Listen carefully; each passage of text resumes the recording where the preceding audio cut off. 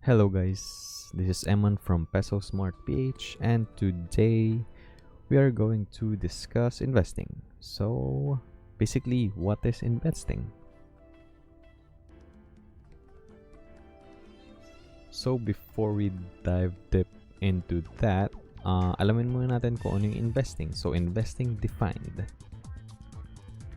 So from Wikipedia, ang sabi dito, to invest is to allocate money in the expectation of some benefit in the future.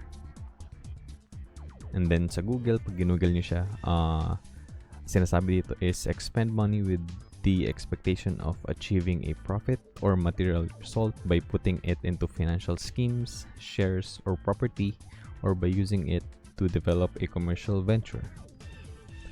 And then from dictionary.com, sabi dito, to put money to use by purchase or expenditure in something offering potential profitable returns as interest, income, or appreciation in value. And then from Merriam-Webster, sabi dito, to commit money in order to earn a financial return to make use of for future benefits or advantages. Alright. So, ayun nga, maraming nagtatanong, why would you invest? Bakit hindi na natin ilagay sa bangko? Or bakit hindi na natin i-save up? So, first one, isa siyang additional stream of income or extra income. And then, long-term financial freedom. Diba, marami naman sa atin, yun yung parang goal. Like maging financially free para magawa natin kung ano talaga yung passion natin. And para hindi na tayo magtrabaho ng 9 to 5. And then, potential consistent passive income siya. Pagka medyo malaki na na-invest nyo, pwedeng yun na lang yung asahan yung income nyo on a monthly basis or like a quarterly basis or a yearly basis. Then, ayun, meron two potential ways of making money. And, marami kasing types ng investments eh. Pero, ang main focus ko is with the stock market. So, Philippine Stock Exchange. So, yung two potential ways of making money dito is dividend payments. So, yun yung mga companies na pag bumili ka ng stock sila, on a yearly basis or minsan merong special payments na nagbibigay sila ng dividends. So, yun yung kumbaga share mo as a stockholder dun sa income ng company na yun. And then, the next one is stock or capital appreciation.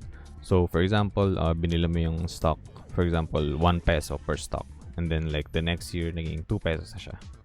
So, 100% appreciation in value yun. So, kumbaga, kung bumili ka, for example, ng 5,000 pesos worth ng stock na yun, the next year, maging 10k na siya. 10,000. So, basically, tumubo ng 5,000 yung 5,000 mo. So, yan. Hindi naman ganun palagi yung cases kasi I think yung average growth nung stock sa stock market is around 8%. So, yun. Maganda pa rin siyang investment kasi you beat inflation. I think yung inflation rate ng Philippines is around 6 to 7%.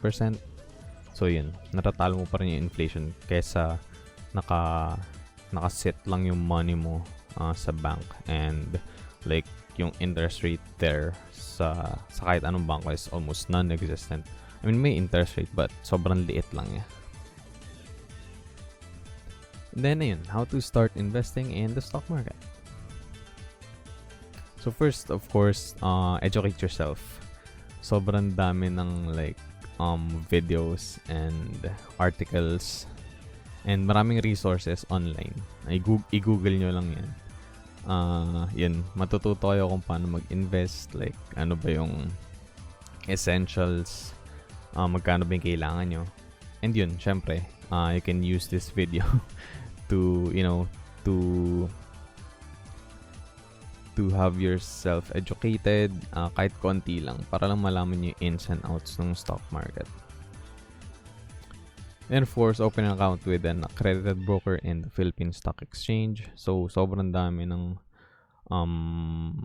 to all this online stockbrokers dito sa Philippines. And I think last I checked, 37 yung accredited. But like, syempre, i-recommend ko dito is yung ginagamit ko, BPI Trade. Kasi yung payroll ko is with BPI, so it just makes sense na I opened an account with BPI Trade.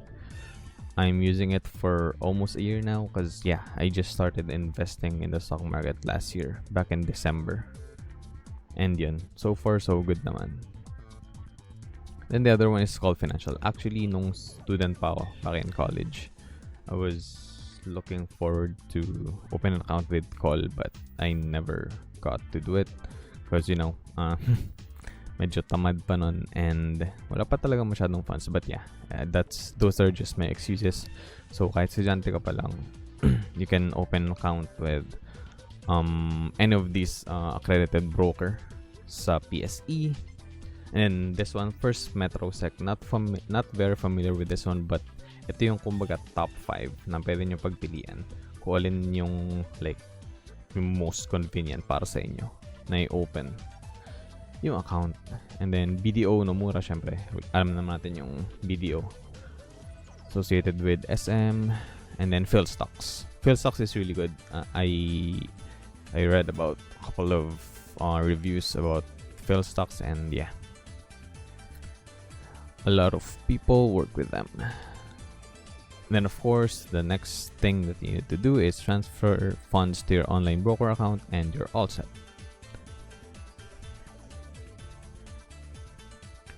So, how much do I need to invest? So, yun. Maraming tatanong kung ano ba yung like minimum requirement para makapag-invest ka sa stock market. Like, before kasi I think when I started like reading about investing in the stock market, previously I think 5,000 yung minimum. Like, bago pa lang yun yung time na yun nung college. So, I think first year college. So, that was back in 2013. And then parang yung standard talaga before is like 25,000, something like that. But yeah, and I was also looking into mutual funds back then, so siguro yun lang yung naalala ko na merong like parang minimum. Pero yeah, for as low as 1,000 pesos you can start investing. So depende talaga yun sa bibilin mong stock kasi meron mga stocks like per share is like over 1,000 pesos na. So, of course, hindi ka pwede mag-invest doon. And, meron din namang like centavos pa lang. Like, 0.8, 0.5, something like that. Yung mga ranges. So, ayun. Yung 1,000 pesos mo, makakabili ka na ng over 1,000, almost over 1,000 shares if centavos pa lang yung worth ng isang stock na sa company na yan. Pero, at least 5,000 would be an ideal starting point. I think yung mga magagandang stocks is like hindi naman pumapatak na sa mga parang centavos pa lang yung per share nila, but like meron parang 1 peso to 10 pesos, something like that. But yeah, magandang starting point yung 5,000 pesos kasi mas maraming stocks ka nang mabibili. And yun, syempre kapag for example 1,000 shares na yung binili mo and then nag-base sila ng dividends, so multiply mo lang sa 1,000 shares yung binigay nilang dividend. So for example, bigay sila ng 0.1 na dividend. So makukuha mo lang is 100 kung 1,000 shares yung binili mo. Kung 10,000 shares yung binili mo, 1,000 yung matatanggap mong dividend. So yeah. And then ayun, merong charges syempre yung broker. Syempre paano sila kita ng pera. So yeah, BPI Trade charges the following for a buy transaction. Ito yung pinakamalaga para sa akin kasi never pa naman akong nagbenta ng kahit anong stocks na binili ko. Kahit bumaba sila. I-discuss natin yun siguro sa separate video. Kung ano yung parang mga strategies ko. Kung paano ako mag-invest. And then yun, yung commission nila is like 0.25%. Sobrang liit lang nun on the gross value or a minimum commission of 20 pesos. Then yung VAT syempre, 12%. And then PSE fee, yun sobrang liit lang din. So 0.00005 for every 1 peso gross value traded. And then SCCP fee, ganun lang din, 0.0001 for every 1 peso gross value traded. Then yun, sinama ko na rin dito yung fees pag nagbenta ka. So, same lang din yung commission, yung value added tax, yung VAT, syempre 12%, PSE fee, SCCP fee, and yun, yung sales tax. So, 0.50% on the gross value. Next one. So yeah, what are the risks? Syempre, pag nag-invest tayo, pag kanyari nag-business tayo, lagi namang may mga risks yan, di ba? Like, hindi naman lahat palaging sigurado. And that's just life.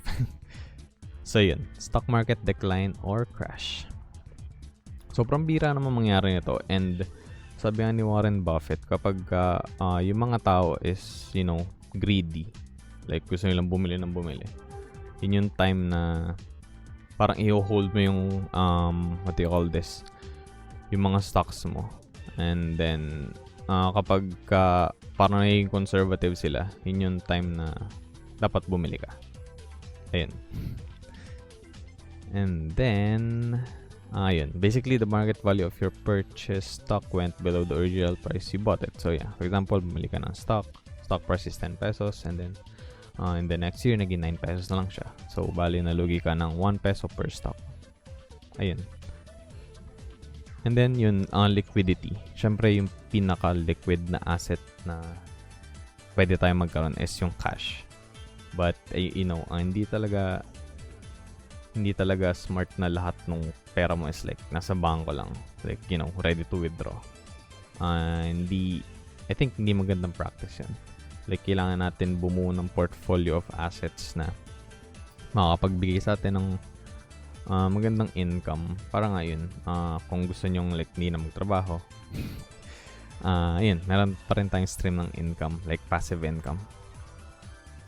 But yeah, yun, the next one is the company you invested in goes out of business. Bira naman mangyari yun. Wala pa naman na-invest na like nalugi or na bankrupt or like totally nawala na yung business. And syempre yun nga, sinabi ko kanina na you need to educate yourself. So kailangan nyo i-research yung company na i-invest nyo. Like in the next 20 years ba, andito pa rin sila, nag-exist pa rin sila. So yun, mag-invest kayo sa mga ganong company. Like, and yung mga nalilist naman sa PSE, like medyo proven na yung and proven na yung parang business strategies nila, yung business model nila. So kumikita talaga sila if like malis sila, ma-publicly trade yung company nila. And then ayun nga, for example, 'di ba yung SM, invest ka doon, parang medyo hindi naman imposible, but parang halos imposible nang mawala yung SM sa ginagawa nilang business. Like sobrang dami nilang ginagawa, like conglomerate sila. So yun, meron silang SMDC, meron silang yung malls, so, meron pa rin silang holdings company. So yeah, sobrang dami. Then of course, ito yung parang mentality ko, only invest money that you're ready to spend or lose. Technically hindi naman talaga mawala yung pera mo, syempre, di ba? Pero syempre lahat naman tayo may binabayarang bills, and yeah, if like may pamilya na kayo, ayun, may mga responsibilities kayo. So syempre i-invest nyo is like yung hindi nyo na, kumbaga, hindi essential sa day to day nyo. For example, meron kang 50k. Tapos yan, yung expenses mo every month is around 20k. So pagka in-invest mo yung buong 50k, di ba? It doesn't make sense kasi meron kang kailangang bayaran na 20k. So yun, i-invest mo lang is, for example, is yung 30k. Or pwede namang 20k lang din. And then yung 10k is diretso sa savings funds mo. For example, if may emergency. Kasi nga, yun, as I mentioned earlier, yung pinaka-liquid na asset is yung cash, yung money. And then, of course, value investing kasi yung parang principle dito. Galing din kay Warren Buffett. Siya yung favorite kong investor. Kasi siya rin yung like, isa sa pinaka-successful, I think siya yung pinaka-successful na investor. Like, bibili ka lang ng stock and then hayaan mo na siya. Like, kakalimutan mo nang binili yung stock na yun. So yun, aasa ka lang sa dividend payments. And for example, in the next 30 years, pagka tingnan mo ulit yung stock mo, for example, binili mo siya 5 pesos lang.